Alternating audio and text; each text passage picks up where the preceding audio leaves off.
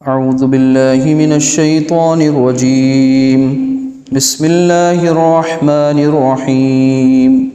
لا أقسم بيوم القيامة ولا أقسم بالنفس اللوامة أيحسب الإنسان أن لن نجمع عظامه بلى قادرين على أن نسوي بنانه بل يريد الإنسان ليفجر أمامه يسأل أيان يوم القيامة. صدق الله العظيم. رب اشرح لي صدري ويسر لي أمري واحلل عقدة من لساني يفقهوا قولي. ربنا لا تؤاخذنا إن نسينا أو أخطأنا. آمین یا رب العالمین. عزیز ساتھیوں، بزرگوں، آج کے اس درس میں جن آیات کا انتخاب کیا گیا ہے وہ سورۃ القیامہ کی ابتدائی آیات ہیں. سورۃ القیامہ اس کا مصحف میں جو ترتیب ہے وہ 75ویں سورت ہے، یہ 75 اور 29ویں پارے میں یہ موجود ہے. جیسا کہ اس کا نام ہی ہے القیامہ، تو صرف نام ہی نہیں ہے بلکہ اس کا پوری سورت کا عنوان بھی یہی ہے کہ اس میں قیامت کا ذکر ہے. اور صرف قیامت کا ذکر نہیں ہے بلکہ منکرین آخرت اور منکرین قیامت، یعنی جو لوگ جزا و سزا کے منکر ہیں، ان کے جو اشکالات ہیں یا ان کے جو بیجا سوالات ہیں یا ان کے جو ذہنوں میں پنپنے والے جو فرضی کے ڈاؤٹس ہیں ان کو کلیئر کیا گیا ہے. خوب اچھی طریقے سے دلائل بھی دیے گئے ہیں، کب واقع ہوگی، کیسی ہوگی قیامت، اور اس حوالے سے ان پر ایک طرح سے اتمام حجت کر دی گئی ہے. ان کو یہ بات الگ الگ انداز میں، مختلف پیرائے میں، مختلف انداز میں سمجھا دی گئی. تو جیسا کہ آپ جانتے ہیں کہ جو آخری کے یہ جو جز ہیں، جیسے تبارک الذی اور یہ 29واں 30واں یہ پارے، ان میں اکثر جو صورتیں ہیں وہ مکی صورتیں ہیں. اور مکی صورتوں کی خاصیت یہ ہے کہ ان میں ایمانیات کی کافی تکرار ہے. مکی صورتوں میں اب ایمانیات کیا ہیں؟ ایمانیات ثلاثہ کہہ لیجئے، جس میں تین مین جو پلرز ہیں میجر ایمان کے: ایمان باللہ یعنی اللہ پر ایمان، ایمان بالرسالہ رسالت پر ایمان، اور ایمان بالآخرہ یا ایمان بالمعاد آخرت پر ایمان. تو یہ تین جو ایمانیات کے بڑے ابواب ہیں جن کا اقرار کر لینے سے کوئی دائرہ اسلام میں داخل ہو جاتا ہے. اب جب رسول کو مانا تو رسول کا پتہ کہاں سے چلا؟ ظاہر سی بات ہے پھر قرآن کو، رسول کو کی رسالت کو تسلیم کیا تو رسالت کے ذریعے جو چیزیں ہمیں ملی ہیں ان سب کو بھی ہم نے مان لیا. تو وہ پھر باقی تمام چیزوں کا ایمان جو اور بھی ہیں، پلرز آف ایمان 6 جو پلرز ہیں، اور پلرز آف اسلام 5 پلرز. اب ان کو ہم لوگ تلاش کریں، دیکھیں، سمجھیں. اس میں اکثر لوگ کنفیوز ہو جاتے ہیں. اسلام کے جو پلرز بتائے گئے ہیں ستون، اور ایمان کے جو پلرز بتائے گئے ہیں دونوں الگ الگ ہیں. تو اس اعتبار سے ایمانیات جو ثلاثہ ہے، 3 جو بڑے ایمان کے جو بڑے پلرز ہیں، میجر پلرز، اس میں سے قیامت کا ذکر اس صورت میں خاص طور سے ہوا ہے. اور پوری کی پوری مکی صورتوں میں چھوٹی چھوٹی آیات ہوتی ہیں، ایک ردم ہوتا ہے ان میں، اور زیادہ تر جو تکرار ہے وہ کس کی ہے؟ یہی ایمانیات کی ہے. دعوت دی جا رہی ہے، دلائل کے ذریعے عقلی دلائل پیش کیے جا رہے ہیں. ان کے اس وقت کے لوگوں کو اس بات پر آمادہ کیا جا رہا ہے کہ وہ اپنے اطراف و اکناف کا مشاہدہ کریں، خود اپنی ذات پر غور کریں. آیات میں جو نشانیاں، جو آیات موجود ہیں، آفاقی آیات، انفسی آیات، ان پر غور کریں اور پھر اس نتیجے پر پہنچیں کہ کائنات کا مالک ہے، کائنات کا خالق ہے، کائنات کا رب ہے، مدبر ہے، مصور ہے. اس کو تسلیم کر لیں، اور صرف تسلیم زبانی نہ ہو بلکہ قلبی طور پہ اسے مان لیا گیا ہو اور اس کے سامنے سر تسلیم خم کیا گیا ہو. اور پھر جو سب سے اہم ہے وہ یہ کہ آخرت میں اس سے ملاقات کے ہم سب منتظر ہوں. چاہا یہی جا رہا ہے کہ اس کی ملاقات کے ہم سب منتظر ہوں اور اس کی ملاقات کی تیاری میں لگے ہوئے ہوں. تو اس بات کے لیے آمادہ کیا جا رہا ہے۔ تو اس صورت میں خصوصاً اب اس کی جو شروعات ہوتی ہے تو ترجمہ سماعت فرما لیں کہ لا اقسم بیوم القیامہ، لا نہیں، انکار سے بات شروع ہو رہی ہے۔ تو جب کبھی ایسا اسٹائل آتا ہے تو اس کا مطلب پیچھے کوئی بحث چل رہا تھا، پیچھے کوئی تنازع تھا، پیچھے کوئی کسی کے فرسودہ عقائد تھے، ان کی نفی کی گئی ہے، ان کا انکار کیا گیا ہے۔ اور پھر آگے کیا گیا، اقسم، میں قسم کھاتا ہوں، بیوم القیامہ، کس کی؟ قیامت کے دن کی۔ ولا اقسم بالنفس اللوامہ، اور نہیں اقسم، میں قسم کھاتا ہوں، بالنفس اللوامہ یعنی نفس لوامہ کی۔ پھر اس کے بعد ایحسب الانسان ان لن نجمع عظامہ، کیا انسان یہ گمان کرتا ہے، سمجھتا ہے کہ وہ اس کی ہڈیوں کو جمع نہیں کرے گا، بلا قادرین علی ان نسوی بنانا، بلکہ وہ تو قادر ہے اس بات پر کہ انگلی کے پوروں کو درست طریقے سے جمع کر دے، انگلی کو پوروں تک کو وہ ملا دے، وہ تو اس بات پر بھی قادر ہے۔ ہڈیوں کو اکٹھا کرنا تو چھوٹی بات ہے بھئی، ہڈیاں اکٹھا کرنا بڑی بات ہے، یہ انگلی کے یہ جو پور ہیں، فنگر پرنٹس، ان کو جو ہے اس پھر سے ریکور کر لینا اور پھر سے جو ہے اسے جو ہے ایک ایسی شکل دے دینا کہ وہ پھر سے جو ہے سمجھی جائیں، جانی جائیں، دیکھی جائیں، یہ زیادہ مشکل کام ہے، تو وہ تو زیادہ مشکل کام کرنے پر قادر ہے۔ آگے فرمایا بل یرید الانسان لیفجر امامہ، بلکہ انسان تو یہ چاہتا ہے کہ وہ اس کے سامنے آگے جو ہے آگے گمراہی میں بڑھتا چلا جائے، نافرمانیوں میں وہ آگے ہوتا چلا جائے، انسان تو یہی چاہتا ہے۔ یسأل ایان یوم القیامہ، اور پھر سوال بھی کرتا ہے کیا کہ قیامت کا دن کب آئے گا۔ اب جب قیامت کا دن کا جو سوال کرتا ہے وہ سوال معصومانہ نہیں ہوتا، وہ سوال تنزیہ ہوتا ہے۔ تو اب آگے آیات آئی ہیں کہ فَإِذَا بَرِقَ الْبَصَرُ، کہ اور جب وہ قیامت کب قائم ہوگی، فَإِذَا بَرِقَ الْبَصَرُ، جب آنکھیں پتھرا جائیں گی، وَخَسَفَ الْقَمَرُ، اور قمر جو ہے، چاند جو ہے وہ بے نور ہو جائے گا، چاند بے نور ہو جائے گا، وَجُمِعَ الشَّمْسُ وَالْقَمَرُ، اور سورج اور چاند کو اکٹھا کر دیا جائے گا۔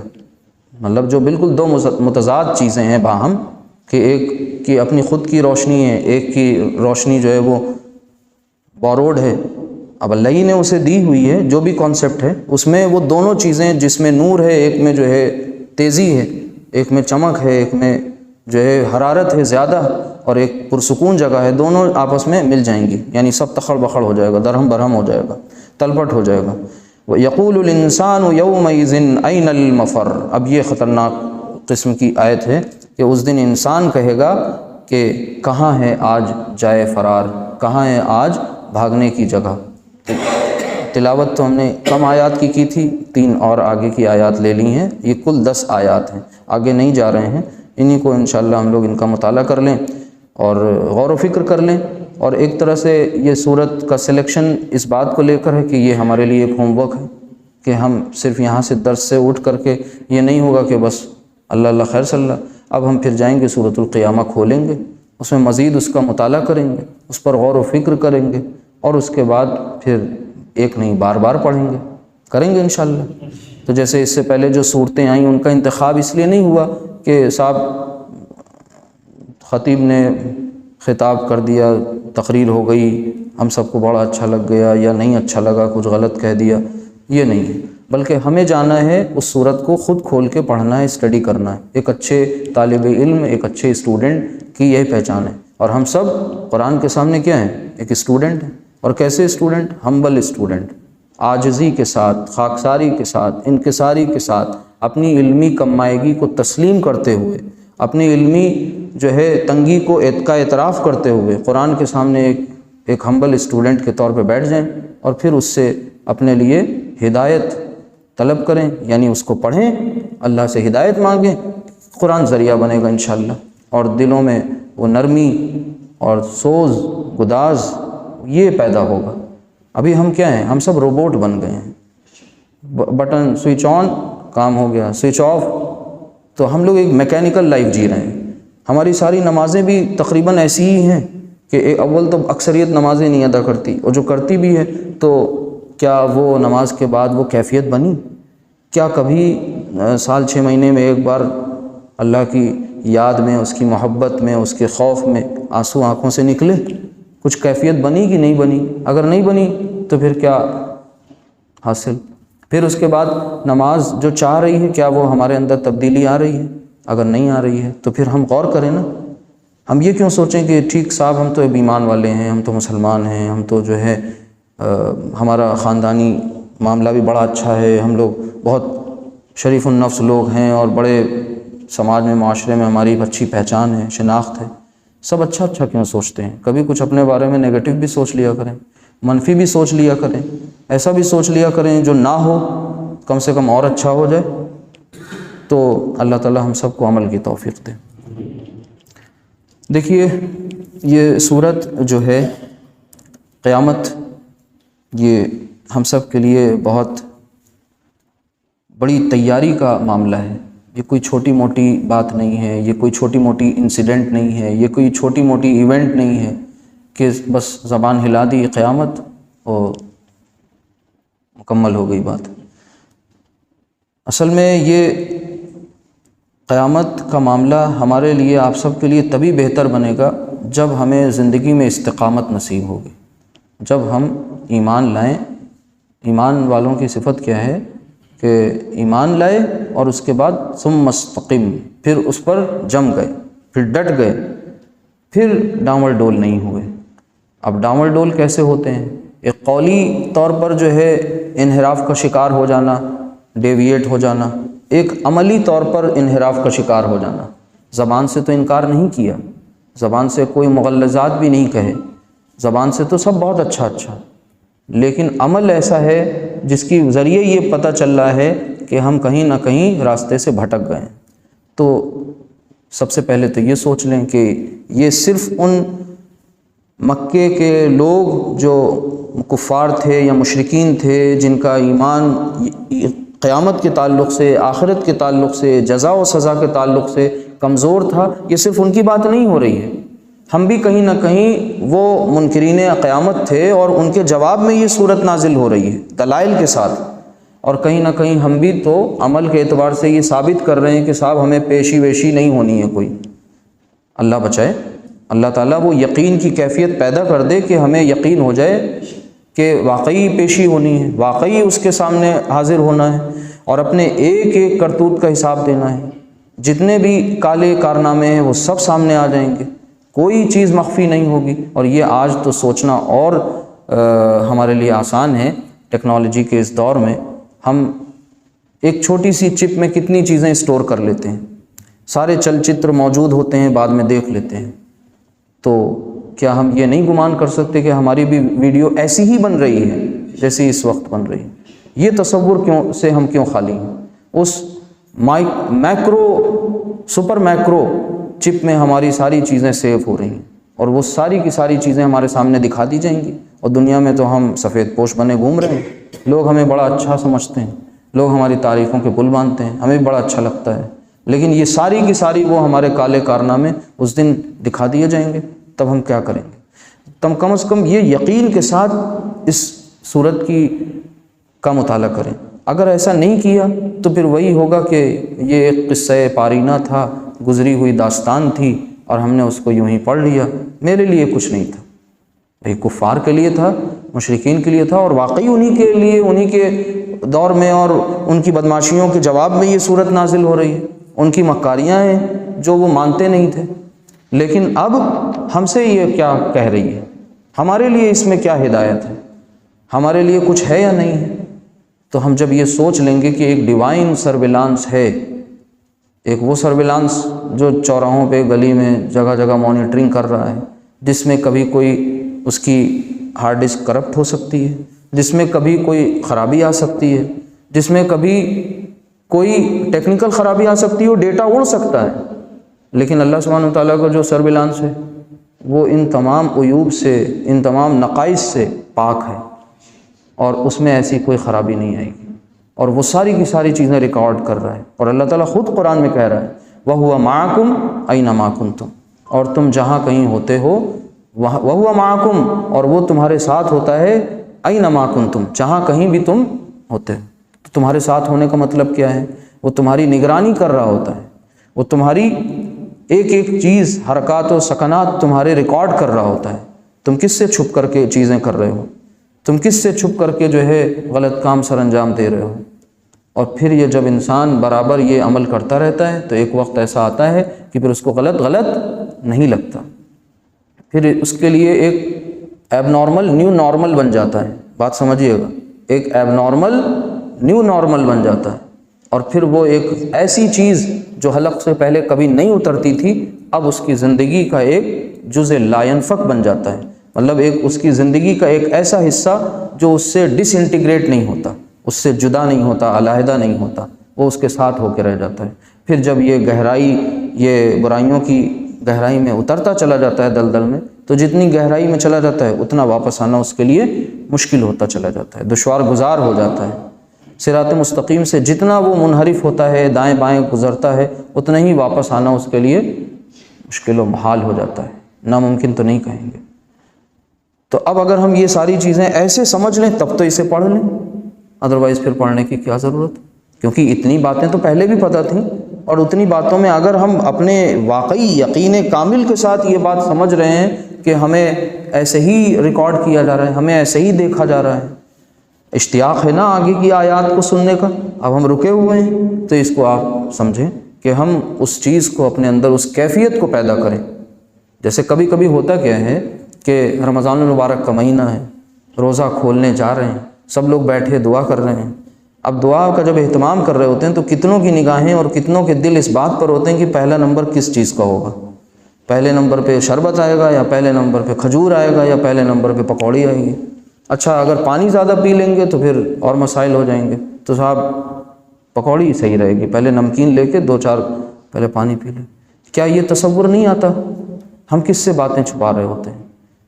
اگر ہم خود کو ایسے سمجھ لیں تو ہم زیر لب مسکرائیں گے، اس کے بعد پھر ہمیں رونا بھی ہوگا. کیوں رونا ہوگا؟ کہ یہ ہم بچہ بنے گھوم رہے ہیں، کس کو دھوکہ دے رہے ہیں. پھر وہاں پر جب ہماری یہ کم از کم یہ کیا کریں کہ ایک لمحے بھر کا توقف کر لیں. کھجور منہ میں جا رہی ہے، جاتے جاتے اچانک رک جائے، ایک لمحے رک جائیں اور پھر سوچیں ذرا کہ یہ وہی رزق ہے جس سے ہم کو روک دیا گیا تھا 12 گھنٹے کے لیے، پھر اس کو ہم واپس لے رہے ہیں. حلال تھا، کمایا ہوا تھا، محنت لگی تھی، لیکن پھر بھی اللہ تعالیٰ نے کیوں روکا تھا؟ کس بات کی پریکٹس کرانا مقصود تھی؟ کیا وہ پریکٹس کا کچھ 1-2% روزہ مکروہ نہیں ہوگا، ایک لمحے میں مکروہ نہیں ہوگا؟ ایسا کر کے کوشش تو کریں. ایسے ہی جب نماز کے لیے آ رہے ہوں وہاں سے، تو ہمارے کچھ بھائی نیت کے اس طرح سے قائل ہیں کہ الفاظ سے نیت کرنی ہوتی تو وہ الفاظ سے نیت کرتے ہوئے آتے ہیں. کچھ کا یہ عقیدہ ہے کہ بھئی زبان دل میں سوچ لیا اور نماز کی نیت ہو گئی. دونوں ہی طریقے کے لوگ جب نماز کے لیے آتے ہیں تو جب پہلا والا رفع الیدین کرتے ہیں، ہاتھ اٹھاتے ہیں، تو کیا اس وقت سوچتے ہیں؟ تصور کیا ہوتا ہے؟ یہی نا کہ فلاں نماز پڑھنے آئے ہیں. کس کے سامنے کھڑے ہو رہے ہیں؟ لمحے بھر کے لیے ٹھٹک جایا کریں، رک جایا کریں، پاؤں میں تھوڑا لرزہ ورزہ آ جایا کرے. اس کی پریکٹس کرنی پڑے گی بار بار خود کو. اصل میں ہم بے خوابی کی زندگی جی رہے ہیں، ہم جو ہے غفلت میں جی رہے ہیں. تو غفلت سے پہلے اپنے آپ کو کانشیس موڈ میں لانا ہوگا، مطلب سب کانشیس مائنڈ کو پہلے ایکٹیویٹ کرنا ہوگا. اس سب کانشیس مائنڈ میں یہ چیزیں ڈالنی ہوں گی تحت الشعور میں. اس کی مثال ایسی ہے جیسے ایک انسان شروع میں ڈرائیونگ جب سیکھتا ہے تو بار بار وہ اسٹیئرنگ پکڑتا ہے اور نیچے دیکھنے لگتا ہے بریک کو کہ ہمارا پیر صحیح جگہ ہے نہیں ہے. جب وہ آگے چلا رہا ہوتا ہے بائک تو کبھی کبھی ایسے اٹھ کر کے دیکھنے لگتا ہے کہ گاڑی کہاں میری جا رہی ہے، نالی میں تو نہیں کودی جا رہی. ارے بھائی ہاتھ میں تمہارے بریک ہے، سب کچھ ہے، کلچ ہے، کنٹرول کرو. لیکن نہیں، وہ شروعات ہوتی ہے. اور پھر اس کے بعد ایک دور ایسا بھی آتا ہے کہ ایک ہاتھ میں اس کے موبائل ہوتا ہے، ایک ہاتھ میں اسٹیئرنگ ہوتی ہے، اور بات کرتا ہوا جا رہا ہوتا ہے. بچہ اچانک سامنے کود پڑتا ہے اور وہ پوری گاڑی کو اچانک سے آنے واحد میں کنٹرول کر کے کٹ مار کے آگے نکل جاتا ہے. یہ کیسے ہوتا ہے؟ یہ پریکٹس سے ہوتا ہے کہ نہ تو اس کی بات میں ڈسکنیکشن ہوا، نہ تو اس کے چلانے میں کوئی دقت آئی، اور کوئی الحمدللہ ناگہانی بھی نہیں ہوئی، اور وہ آگے نکل گئے. کیوں؟ وہ پریکٹس ہو گئی نا اس کی چلاتے چلاتے. ایسی پریکٹس نماز کی بھی ہو کہ ہم تمام جھمیلوں سے جھنجھٹوں سے نکل کے آئے، اللہ کے سامنے اللہ کے حضور کھڑے ہوئے. اب اللہ ہی اللہ ہونا چاہیے، اب دکان نہیں آنی چاہیے. اگر دکان آ گئی تو کیا شرک نہیں کر دیا؟ سوچیں، جب ہم شرک کے بارے میں بڑے محتاط ہیں تو اس لیول کے شرک کو بھی تو ذرا فیل کریں کہ ہم اس اللہ کے دربار میں جب کسی اسٹیچو کو یہاں پر اس کا تصور ہمارے لیے محال ہے، ظاہری بت، تو ایک باطنی بت کیسے آ گیا ہمارے وہم و گمان میں، ہمارے تخیل میں، ہمارے ادراک میں، ہمارے شعور میں، ہماری سوچ میں کیسے آ گیا؟ بیچ میں کیسے حائل ہو گیا؟ مشکل ہے لیکن ناممکن نہیں ہے. لوگوں نے کیا ہے ریاض، لوگوں نے مشقیں کی ہیں، مجاہدہ کیا ہے، جد و جہد کی ہے، اسٹرگل کیا ہے، لوگوں نے کیا ہے اور انہوں نے اس کا پھل دنیا میں دیکھا ہے. تو اللہ تعالی ہم سب کو ایسی کیفیت نصیب کر دے. اب آیات کچھ ان کا مطالعہ کر لیں کہ لا اقسم بیوم القیامہ، قیامت کے بارے میں، ولا اقسم بالنفس اللوامہ، اور پھر نہیں، مطلب وہ جس قیامت کے تصور کا انکار تھا اس قیامت کے تصور کو قسم کھا کر کے اللہ تعالیٰ بتا رہے ہیں اور ان کی بات کا رد کر رہا ہے. نہیں ایسا نہیں ہے، میں قسم کھاتا ہوں قیامت کی. یہ بات ہوگی. جیسے کوئی کہے کہ انداز بدل گیا ہے، یہاں جب کوئی بات کہتا ہے اور اس کی بات غلط ہوتی ہے اس کے رد میں ایسے کہتے ہیں نا، نہیں نہیں ایسا نہیں ہے، یہ وہی لب و لہجہ ہے، نہیں قیامت ہو کے رہے گی، یہ اٹل ہے، یہ شدنی ہے. ولا اقسم بالنفس اللوامہ، اور نہیں میں قسم کھاتا ہوں کس کی؟ نفس لوامہ کی. اب ہم میں سے کچھ بھائی اس بات کو سمجھتے ہوں گے لوامہ کیا ہے، لیکن اسے کلیئر کر لیں. اصل میں نفس کی 3 کیفیات قرآن میں بیان کی گئی ہیں. نفس کی 3 کیفیات. ایک تو یہ نفس لوامہ ہے، اور یہ کوئی خارجی عمل نہیں ہے، یہ یاد رکھیے، یہ ہمارے اندر کی ایک اندرونی عدالت ہے. اندرونی عدالت کس بات کی ہے؟ کہ ہر ایک ذی عقل انسان یہ جانتا ہے کیا کہ اس کو صحیح اور غلط کی یہ قدرتاً تمیز ہے. اس کو بائی ڈیفالٹ یہ بات اس کے اندر اللہ تعالیٰ نے اس کے سافٹ ویئر میں یہ انبلٹ کر رکھی ہے، یہ چیز اس کو پتہ ہے. صحیح اور غلط، نیکی اور بدی کی تمیز، سچ اور جھوٹ میں فرق، دھوکہ اور وفا، ان دونوں میں اس کو امتیاز، یہ اس کو معلوم ہے. کس کو؟ انسان کو. حتیٰ کہ جو انسان بہت برا ہو، اس برے انسان کو بھی اس بات کی تمیز ہے کہ وہ برا کر رہا ہے یا اس کے ساتھ برا ہو رہا ہے. تو یہ بات فطری طور پہ انسان جانتا ہے. اب جب جانتا ہے تو پھر اقرار کیوں نہیں کرتا، یقین کیوں نہیں کرتا؟ اب اس کی خواہش نفس آڑے آ جاتی ہے، اس کے اپنے ذاتی مفادات آڑے آ جاتے ہیں کہ وہ حق کو ناحق ثابت کرنے پہ تل جاتا ہے. مطلب اس کو پتہ ہے، ایک اندرونی عدالت اللہ تعالیٰ نے لگا رکھی ہے. کیا ہم جب برائی کرتے ہیں تو پھر تنہائی کیوں ڈھونڈتے ہیں؟ یعنی برے کو برا سمجھتے ہیں نا. جب برا کر بیٹھتے ہیں تو جھوٹ بول کے اس کو چھپاتے کیوں ہیں؟ جب کوئی بہت بڑا سفید پوش پکڑا جاتا ہے کسی برے کام میں تو پھر اس کے بعد جب اس کی پوچھ گچھ ہوتی ہے، انکوائری ہوتی ہے، تو پھر وہ کیا کہتا ہے؟ ثبوت لاؤ. غلط کیا ہے، ثبوت مانگ رہا ہے، کیونکہ پتہ ہے کوئی ثبوت نہیں ہے ان کے پاس، اور وہ اس بات کو کہہ کر کے سینہ زوری کر کے بچنا چاہ رہا ہوتا ہے. یعنی یہ بات سب کو پتہ ہے کہ غلط غلط ہے، صحیح صحیح ہے. یہ اللہ تعالیٰ نے ہمارے اندر اندرونی عدالت لگا رکھی ہے، اور یہی اندرونی عدالت اس بات کا مطالبہ کرتی ہے کہ اس سچ اور جھوٹ کی جو کشمکش ہے اس کا کوئی کلائمیکس ہوگا نا، اس کا کوئی کلائمیکس ہوگا. ایک ایسی کوئی جگہ ہو، ایک ایسی کوئی پلیس ہو جہاں پر دودھ کا دودھ پانی کا پانی ہو. یہ انسان کے اندر کی آواز ہے. یعنی قیامت جو ہے، آخرت کا واقع ہونا، یہ کوئی خارجی اور ایکسٹرنل عقیدہ نہیں ہے جو اس کے اندر جو ہے انجیکٹ کیا جا رہا ہے، انفیوز کیا جا رہا ہے. یہ تمیز اس کو ہے آلریڈی. کیوں؟ جو انسان برائی پہ چلتا ہے اس کے لیے دنیا بڑی رنگین ہوتی ہے، اس کے لیے آسانیاں بہت ہوتی ہیں، اس کے لیے آسائشیں بہت ہوتی ہیں.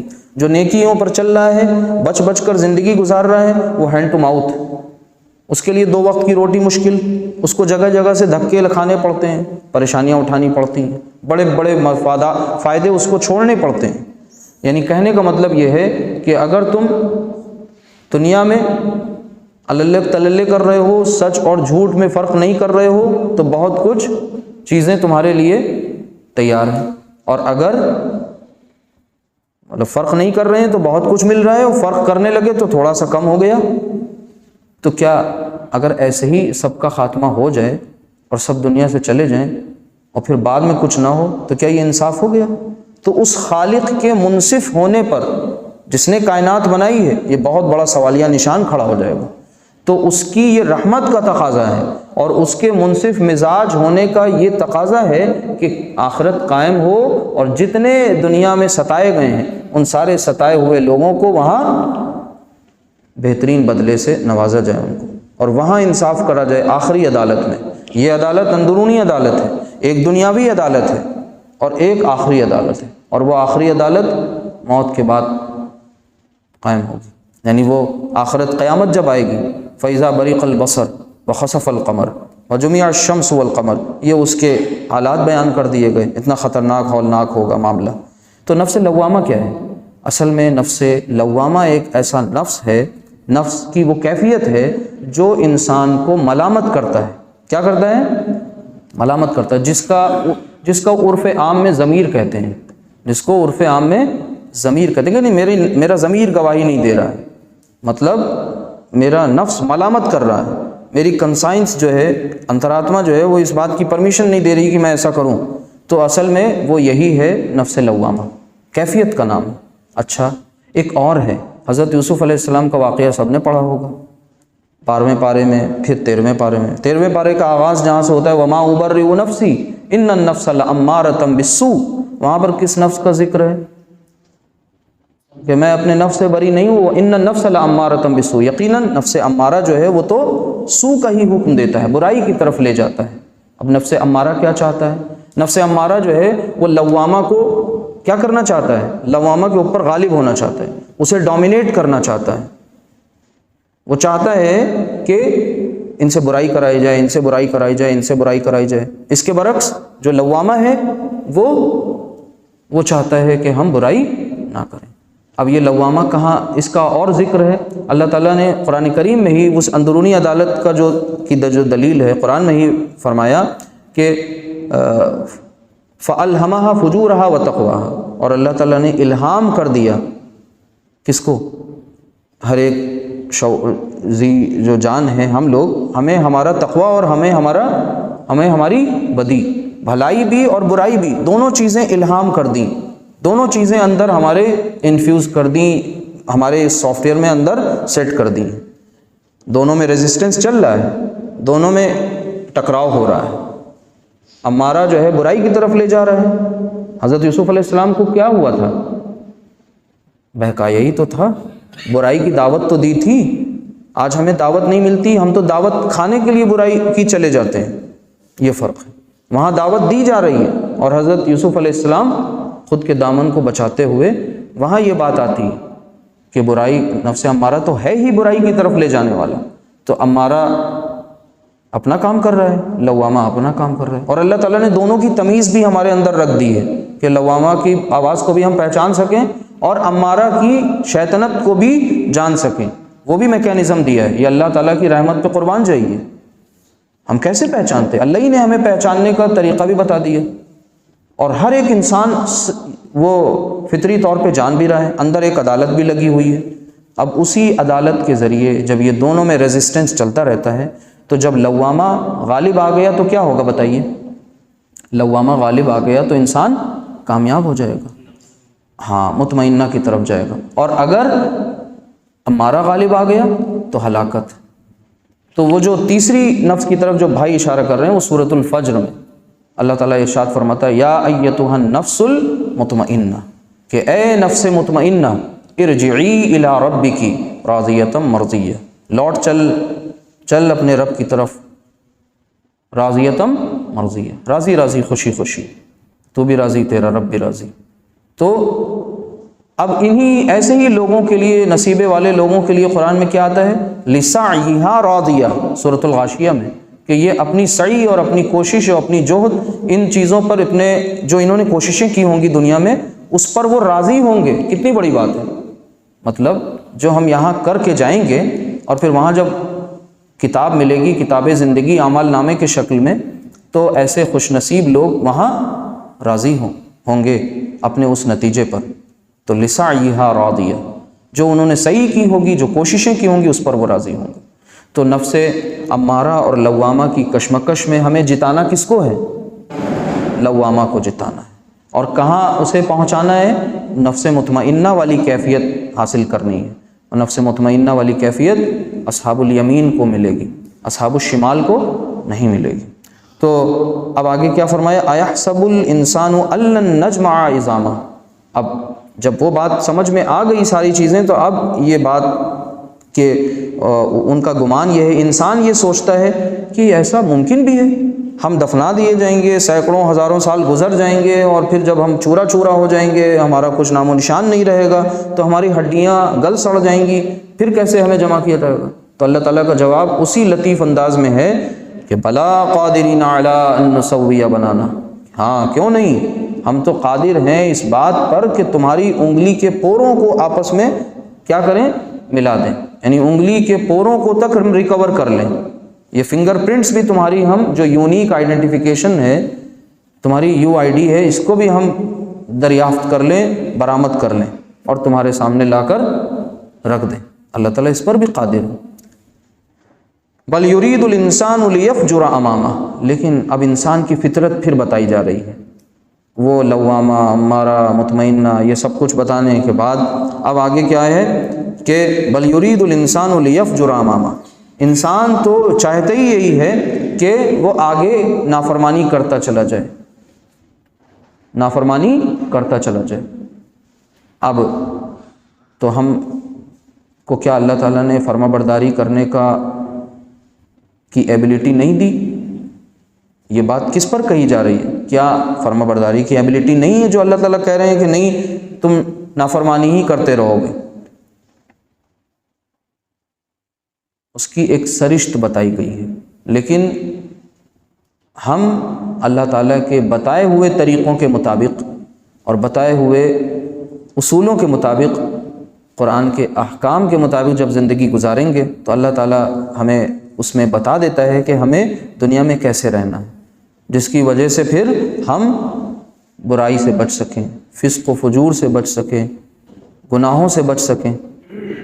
آگے یسأل ایان یوم القیامہ، اب وہی انسان جو آخرت کا منکر ہے وہ پوچھتا ہے قیامت کب آئے گی؟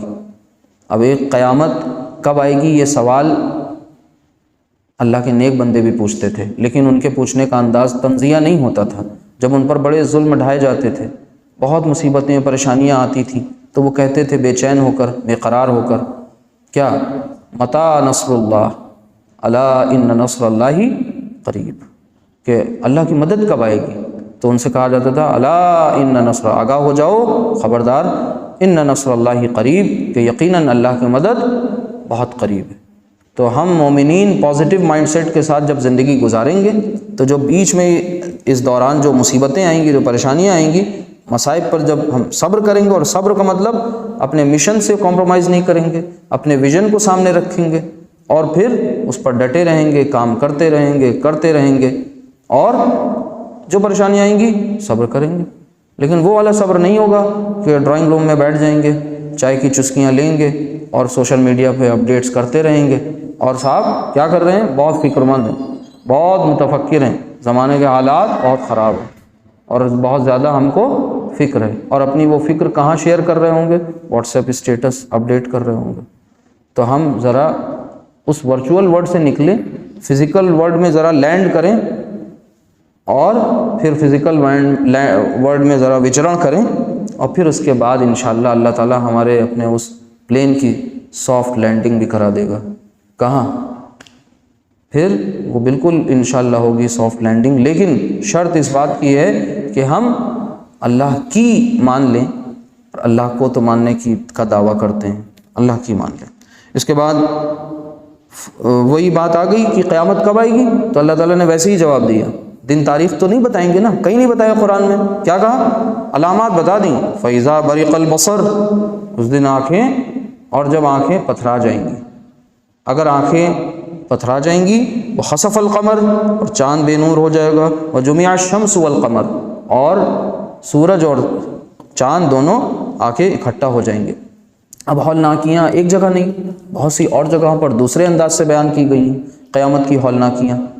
سورۃ الانفطار ہے، سورۃ التکویر ہے، پڑھیے بہت سی صورتیں ہیں اماں پارہ میں، اس والے جز میں تبارک الذی بہت سی جگہ پر، بہت سے مقامات پر ہے، وہ کیفیات بیان کی گئی ہیں۔ اب اگلی آیت پر بات مکمل کہ یقول الانسان یومئذ این المفر، اس دن انسان کہے گا، کیا کہے گا کہ کہاں ہے جائے پناہ، مطلب بھاگنے کی جگہ۔ اینا کا مطلب ہوتا ہے ویئر، کہاں، اور مفر کا مطلب فرار ہونے کی جگہ۔ تو این المفر یعنی کہاں ہے بھاگنے کی جگہ، فرار ہونے کی جگہ، بے چین ہو کر کے بے تحاشا یہ کہے گا۔ اور اسی بات کو دوسرے مقام پہ سورہ عبس میں غالباً کہ یوم یفر المرء من اخیہ وامہ وابیہ، اس دن، یوم اس دن، یفر المرء آدمی بھاگے گا، مرء من اخیہ اپنے بھائی سے، وابیہ اور اپنے باپ سے، یوم یفر المرء من اخیہ وامہ وابیہ، اور اپنی ماں اور اپنے باپ سے بھاگے گا، وصاحبتہ اور اپنی زوجہ سے، اپنے اسپاؤس سے، بیوی اپنے شوہر سے، شوہر اپنی بیوی سے، وصاحبتہ واخیہ اور بھائی سے بھاگے گا۔ یہ تمام رشتے جو بہت قریب ترین رشتے ہیں، جن کے لیے زندگی میں ہم جان چھڑکتے ہیں، سچے جھوٹے، جائز ناجائز، حلال حرام، سارے ہتھ کنڈے اپناتے ہیں کہ کسی طرح ہم ان کو کوئی فائدہ پہنچا دیں یا کسی طرح ہم ان کے لیے کچھ کر لیں۔ وہی سارے لوگوں سے ہم بھاگ رہے ہوں گے، وہ سارے ہم سے بھاگ رہے ہوں گے، وہی فرار اختیار کر رہے ہوں گے۔ کیوں فرار اختیار کر رہے ہوں گے؟ لِكُلِّ امْرِئٍ مِّنْهُمْ يَوْمَئِذٍ شَأْنٌ يُغْنِيهِ، کہ اس دن ہر ایک فکر سے ہر ایک انسان مستغنی ہو چکا ہوگا، یعنی اس کو اس کی کسی اور فکر نہیں ہوگی، صرف ایک فکر ستا رہی ہوگی، اور وہ فکر کیا ہوگی کہ اپنی نجات، اپنی نجات، اپنی نجات۔ تو اس دن جو منکرین ہوں گے، کافر کا مطلب بہت محدود مت کریے، کافر کا مطلب ناشکرہ بھی ہے، کافر کا مطلب چھپانے والا بھی ہے، کافر کا مطلب انکار کرنے والا بھی ہے، کافر کا مطلب جو ہے یہ سب تمام کے تمام معانی و مفاہیم اس میں۔ تو اس دن یقول الکافر یا لیتنی کنت ترابا، اس دن کافر یہی کہے گا کہ ہائے ہماری شامت، کاش میں مٹی ہوتا، ہائے میری تباہی، کاش میں مٹی ہوتا۔ تو یہ جملہ، یہ فقرہ نہ کہنا پڑے، اس کے لیے کرنا کیا پڑے گا؟ اس مٹی والے جسم سے صحیح کام لے لیجئے، اور یہ مٹی کیا بنا دیجئے؟ تپا کے اس کو کندن بنا دیجئے، سب ہمارے اپنے ہاتھوں میں، اس سے وہ کام لے لیجئے جس سے یہ مٹی سوارت ہو جائے، کہتے نہیں مٹی کام آ جائے۔ تو اللہ تعالی ہم سب کو عمل کی توفیق عطا فرمائے، اور ہم سب کو اپنی زندگی میں اندر سے باہر کی طرف تبدیلی لانے والا بنا دے، ظاہر سے باطن نہیں، باطن سے ظاہر بنانے والا بنا دے۔ ظاہر پہ بہت محنتیں ہوتی ہیں، باطن والی محنت ہو، دل کی دنیا بدلے۔ جب تک دلی کیفیت نہیں بدلے گی، بڑے بڑے دعوے، بڑے بڑے وعدے سب کھوکھلے، ساری باتیں سب ہمارے منہ پہ مار دی جائیں گی۔ جتنی نمازوں، روزیں، عبادات، سب پہ ہمیں بڑا بھروسہ ہے، بڑا زوم ہے عبادت کا، تو اللہ تعالیٰ اس کا بالکل بھی محتاج نہیں، وہ بے نیاز ہے۔ اللہ الصمد، یاد رکھیے، نماز کی ضرورت اسے نہیں ہے، نماز کی ضرورت ہمیں اپنے آپ کے لیے ہے کہ ہم ڈسپلنڈ ہو جائیں، ہمارے اندر انوشاسن آ جائے۔ اللہ تعالیٰ عمل کی توفیق عطا فرمائے۔ سبحانک اللہم و بحمدک، اشہد ان لا الہ الا انت، استغفرک و اتوب الیک۔